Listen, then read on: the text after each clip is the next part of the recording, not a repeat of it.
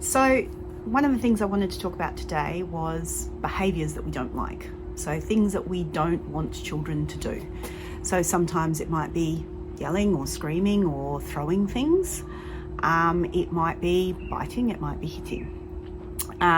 Those tend to be the more extreme ones. Sometimes there's a smaller, one that's only mildly something we don't want.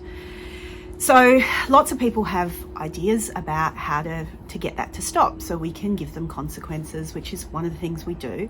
And within the Montessori philosophy, we try very hard to make sure that those consequences are logical, so that it doesn't make sense if you're using rude words, for example, that when it's playtime, you don't get to go out to play, because for the child, those two things aren't connected. This is my words and now I'm not allowed to run around and play with my friends. But if I'm hitting my friends, being told that, well, I'm sorry, you can't sit next to your friends when you're being rough and hurting them, that is logical for the child. So one of the things we try really hard to do is make sure that the consequences we give are always logical and they make sense to the child. The second thing that's really important to realize is that the child is doing that behavior for a reason. There is something that is going on where that is meeting some sort of need for the child. They haven't just decided to get up that day and do that thing just because.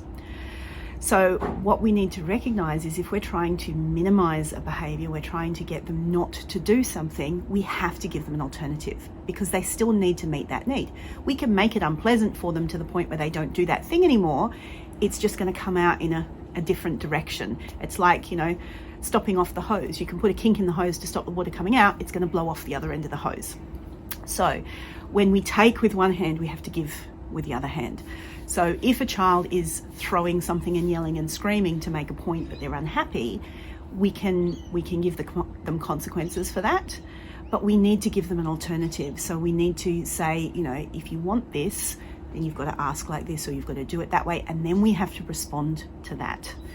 So just remember, if you're trying to take something away, you have to give something at the same time. You have to role model, accept, and respond to the behavior that you do want.